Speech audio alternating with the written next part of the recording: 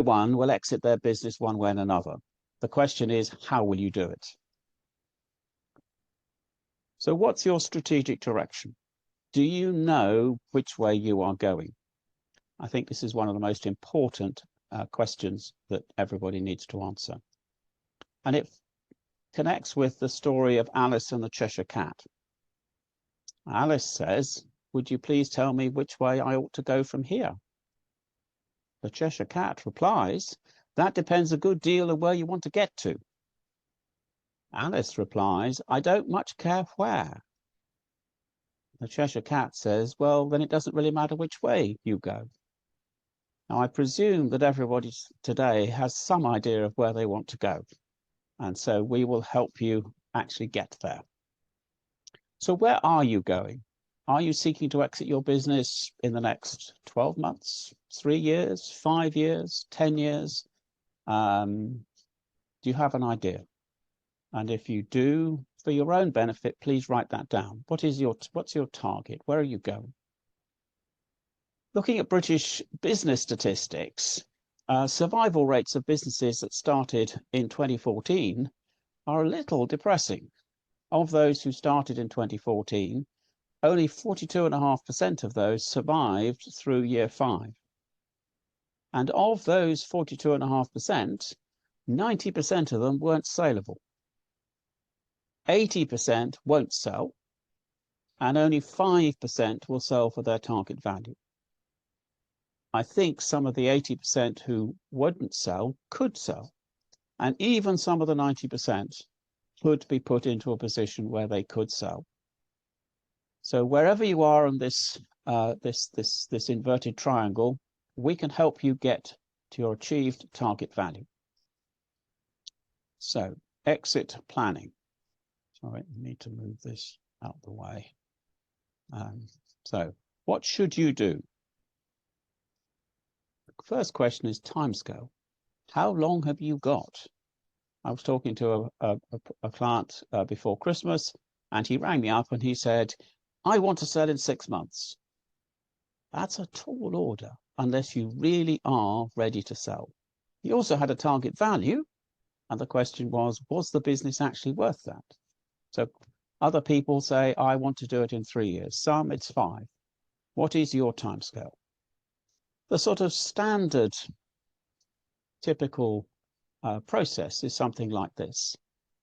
It'll take about 3 years both to transform your business into its optimum state and to have the financial track record to support your sale. Can take longer. If you are further forward in that process, it might be shorter, but work on 3 years.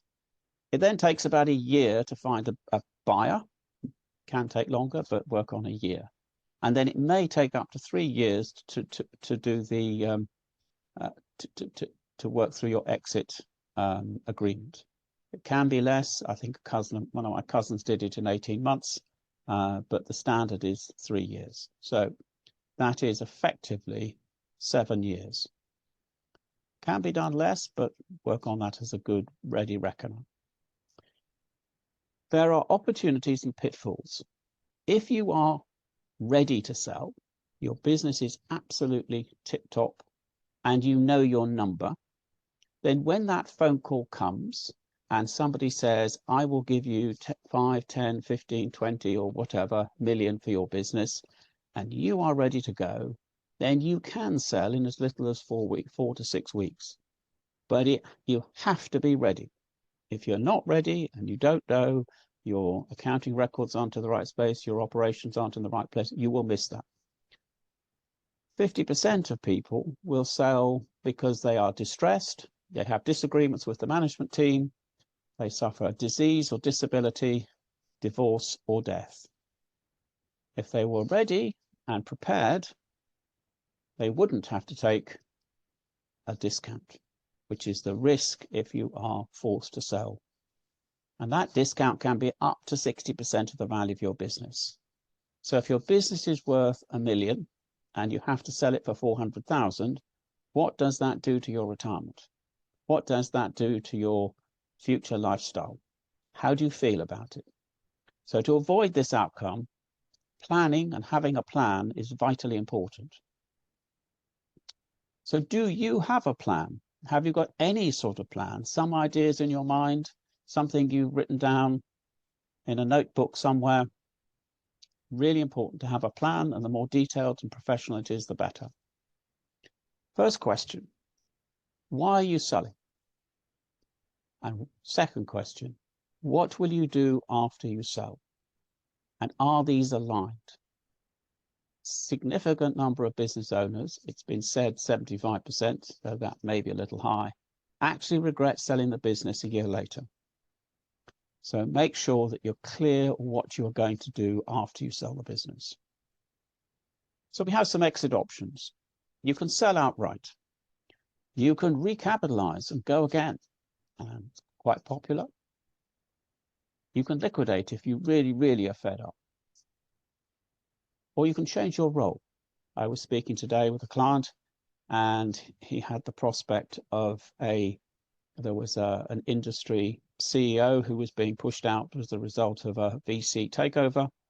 And there was a question, well, if he wanted to come into the business, would you vacate the CEO's chair and go and be technical director, operations director instead, in order to grow the business?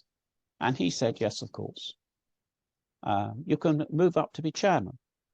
There was a company we did a management buyout with, and the main shareholder he was chairman, not man, he'd recruited a managing director to get the business ready for sale, and he was effectively CTO. Finally, you can transfer the business to your children, or you can do a management buyout, and employee benefit trusts are quite popular in this area.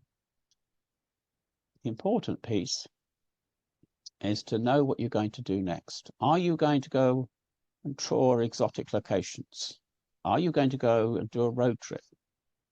What about buying a beach house and having time looking at the sunset, perhaps with family members to share it? Or even take up a new hobby? A friend of mine, his retirement, he's bought a couple of boats, yachts in the Caribbean, and he spends 4 months a year in the Caribbean, sailing the Caribbean, and a couple of months in the summer in the Mediterranean. Friends of mine have just come back from a lovely exotic location, and my brother-in-law is currently touring Australia. So being clear what you want to do is really important. The other thing is to align your exit with your reasons for retiring. Some fit more than others, and we're happy to talk you through what the options are. So question, how much money do you need? And is it how many millions, not how many hundreds of thousands? That is a question. So what is your number? Is there a shortfall between the number you want or need and what the business is worth today? And how long have you got to put it right? We have here a calculation. If you take your current income or the income you're going to need in retirement, which might need to be higher, and multiply that by 33, you get to 3.3 million in this example. If you take off assets and investments that you might have, whether they be property or shares or just cash in the bank, you come up with a net figure that you need, from which you have to deduct any long-term business debt and then the costs of actually selling the business. So there will be commission to a broker, perhaps. There will be legal fees. And of course, HMRC want to have their share. And there are discussions I've seen about the tax rates going up to 45%. So that is really a big change. So in total, you take those costs off the net proceeds needed, or in fact, in this case, add them, and you come up to the figure that you actually need to sell the business for. So you've gone through what you are going to do. You've decided on your exit route. You've worked out how much you need. The next question is the business actually worth it?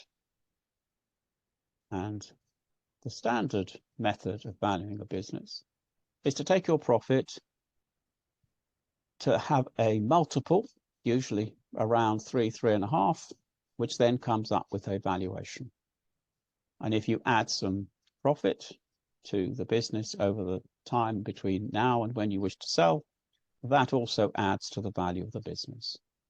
However, if you, instead of just adding some profit, seek to improve the multiple of your business, of that profit, to say 7.1, you come not at 2.8 million, but 5.7. And similarly, the 900,000 is multiplied by 7.1, which would take the business up to 6.4. A major, major difference, and in a current market, probably something everybody wants to achieve. So what is the process of sale? And beware of the pitfalls. There are different methods, and we can value all of them. EBITDA is the main one, but the other ones, particularly if you have a SaaS business, software as a service, then you may be selling on revenue. The other piece that's important is to understand what it is that your buyer is actually buying. Are they buying the whole business because they want a footprint in the UK market or a particular market? Have they got a business here already, and in reality they don't want the overheads, they just want the gross profit of sales and cost of sales? Or is it something that actually they've already got a operations team and they only really want your customers? So understanding that is important because it affects how we calculate what the business is worth. There are very important pitfalls. Finding a buyer is probably the first one, and it's not as easy as you think. Secondly, and probably an even bigger pitfall, is that your valuation and the buyer's valuation are a long way apart. I was looking at a business for a client recently. The seller wanted 11 million, and my client was struggling to get the valuation above 3. So if you want to sell, you need to be realistic on your valuation. You need to get an offer, which you like. There has to be due diligence from the seller, who will uncover anything that you haven't told them that they think they ought to know. And I've come across a deal recently which has failed to sell twice, and it's fallen down around the due diligence completion timescales. Finally, you've got to complete, and then the other issue to bear in mind is working capital. If a buyer has 10 million to buy your business, but your company needs 5 million of work in progress, of working capital, then there's 5 million less of the money that he has allocated to you to buying your business to pay you. So making sure that the company that you have, the business you have, throws off cash rather than consumes it is very important. Having got an offer, you'll get a percentage up front. It can be as low as 25%. It might be as high as 75%, depending on the business. The balance that is deferred will be paid out on an earn-out basis. There will be targets, there will be an earn-out period, which you have to fulfill. You will need to negotiate personal terms, especially if you've been used to just working all hours. You will need to work out how many hours a week you expected to work. You'll need to negotiate holidays, benefits, particularly if you've had, if the business has been a little bit of a piggy bank. And those are all important aspects. There are risks in the earn-out. When I sold my business a number of years ago, I discovered I struggled working with other people, not being in control. So working for somebody else, how will you feel about that? Can you achieve the earn-out targets? There are circumstances I've come across where buyers actually engineer a situation where you can't achieve the earn-out targets, which means they don't pay you the second figure, which means they get the business at a further discount. Not being in control can actually be an issue for many people. And you may have a situation connected with what I said earlier, where you are dependent on the buyer providing certain resources in order to achieve the earn-out targets. Is there a gap? If there is, how much is it and what can be done? Well, go back to your exit time planner.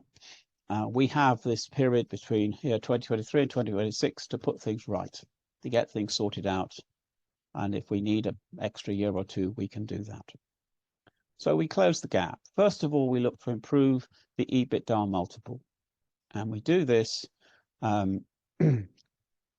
because it is one of the key components in the valuation, and it gets your business more attractive to buyers. It gets it into a much better state to sell. And it will actually drive buyers to your business who will actually contact you and offer to buy it. So really important. People will know that you have a really, really well-run business. So just covering what these are. Financial performance. If your business is very profitable, it will be very attractive. If your business grows at a cantering rate, again, it will be very attractive, as long as the buyer can see that growth potential continuing into the future. Why you can see the tech giants in America, they buy often very early stage businesses for a few billion because they can see how that business and how its technology can enhance their own. The third piece here is how dependent is your business on a customer or supplier? None of these should be more than 15% of the total. And are you dependent on a particular employee? It's very important. And if so, you need to find ways to make sure that they are on board for the sale process and the sales journey. Working capital. I talked earlier about the importance of working capital, and this connects to debtors, creditors, and raw materials. And it's particularly connected around pricing and payment terms. If your business locks up a lot of money through the sales process, your business will be less valuable. So there's a conversation to be had around pricing and payment terms. There's a hierarchy of revenue. Some types of revenue are more attractive. Some types of revenue mean that there is more security for the buyer into the future. So is your revenue lumpy and one-off that you have to continue to hunt for new business every year? Is it regular services, finished goods, or a SaaS type revenue business? Each of these will have their own features and will have their own risks around valuation. Effectively, this is, do you set the price or do you have to take somebody else's? So if you sell bog standard products, then there's probably a market price that you have to meet, and you haven't got much of an ability to put prices up. If you have mid-range products and services, you probably have more freedom, and the higher end, even more freedom. And if you're a monopoly supplier, you can charge what you like. Again, the monopoly supplier will be much more attractive and profitable. Customer satisfaction, something that's often neglected in businesses. What is your customer satisfaction score? Customer satisfaction connects to retention, customer retention, and the ability of them to buy more cross-selling products and buying more from you, and recommending you to other people, which means growth is easier. This is about owner dependency. If you were to go away for 3 months, would your business still exist when you came back? Would it be in a better shape? Does your team know what to do when you're not around? Many of the businesses that aren't saleable because they're too dependent on the owner. That can be resolved and sorted out, but it needs work. So we've talked about how we close the gap using EBITDA multiples. Now we move on to how we close the gap using business growth drivers. And this is aimed not at improving the EBITDA multiple, but improving the profit in the business, which the EBITDA multiple is multiplied by. So we have a series of business drivers. The first is acquisition of customers. This is connected to your marketing and sales operations. Then you have retention. The more people who you do business with that you retain and do business again, they are much easier to do business with and much cheaper because you don't have to spend all the money on the marketing and sales in order to attract them. The gross margin is effectively your cost control on your cost of sales. Frequency, how often do people buy from you? Is there an ability for you to sell your product to them every year, as you might do with an accountancy firm or an insurance firm or a financial planning practice? Can you cross-sell? Are you like Amazon, who started with books and then has worked their way into other services, other products? Transactional value. This comes down to your sales pricing. Why do you sell at the price you sell? What flexibility do you have to be able to sell at a higher price? And finally, overheads. How do you minimize the cost of your overheads but get the right value that you need? We now move on to working capital. There are three key drivers in working capital: creditor days, debtor days, and what's called stock and work in progress turn. I'm going to focus on debtors because that's the most significant and the most easy to deal with, but it's most illustrative. So we have here a company. Alex has a software business. She has a million turnover. She has cost of sales and some overheads. And you can see here that the gross profit has gone up by 1%, which means that work's been done on keeping the cost of sales costs down and the overheads cost as well. And this means that the net profit percentage has gone up by 2%, and the net profit itself has gone up by 30%. So you can see the benefit here of small changes to cost of sales or and overheads as a percentage of sales. And if you also do work on the sales line as well, then you can see how there is a process by which you can raise the profit significantly. The other piece we're looking at is cash flow. We're going to look at debtor days. And you can see in this example that the debtor days are 72. They're up from 69, and the creditor days are down from 31 to 27. And the impact this has is to create the 53,000 overdraft at the end of the year. If, however, you reduce the debtor days to 40, then the overdraft disappears and becomes cash in the bank. And the swing is £87,000. And that means that you have more cash to invest in the business and invest in its growth. And if you took some of that growth and then applied it to growing the business and you increase the revenue by 50%, you can see that if you don't reduce your debtor days, your overdraft actually goes up, notwithstanding the fact that your sales are up. And that's because of the length of the debtor days. If, however, the debtor days are reduced to 40, then the benefit of the increased turnover turns up in the bank account, and you have a swing of £106,000 worth having. And you can see how you can then finance your growth through internal resources rather than having to go cap in hand to a bank or an investor to do so. So what's your plan? You must have a plan. It's really, really important. Too much financial information is looking backwards, and you can't drive looking backwards. You drive looking forwards, and you need a plan. Like driving, you need a sat nav to get to your destination. And the advantage of the sat nav illustration is that if you end up taking a wrong turn somewhere, the sat nav will tell you how to get back on track. And that's what we aim to do. So we start with a profit and loss cash flow balance sheet forecast. And we build, based on your sales, cost of sales, and overhead assumptions, a scenario to create your profit and loss account for the next 5 years. It's high level, but it's valuable.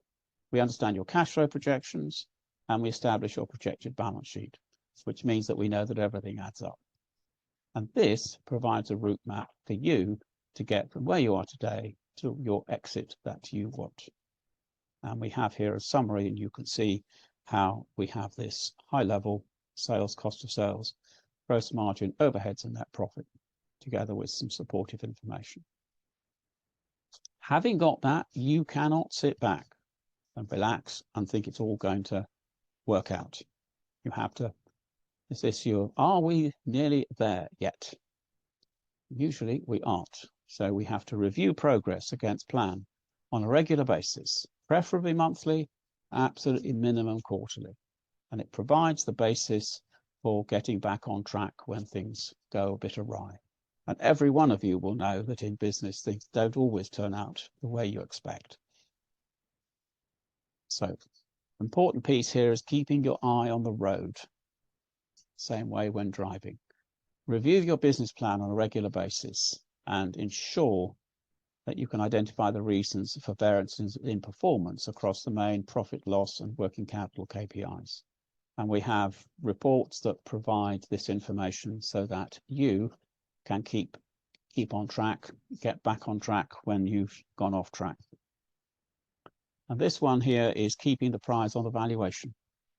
So if you need, this illustration is if you target is 400,000 and the current performance is indicating that it'll be year 6, not year 3. And the important piece here is taking action now to get the valuation back on track. So we've had a bit of a whistle-stop tour. So I've covered understanding your timescale to sell, knowing your number and being ready to sell, understand your reasons to sell and what to do next, knowing how much money you need, understand how much your business is worth today, planning how to improve the EBITDA multiples, and planning how to improve profit and cash flow. Both of these will increase the valuation of your business. The importance of financial planning for the next 3 years, and together with monitoring performance to keep on track. And if you do all of these things and perhaps work with us, then you will achieve your goal of a high value exit. So, in conclusion, are you exit ready today? Do you have an exit plan in place? And if not, then we'd love to help you. And I'm offering a Zoom call, 2-hour Zoom call, to work with you to prepare your high-level 5-year plan based on your current financial information. We will target your route to achieve the exit value you want to achieve your desired retirement lifestyle.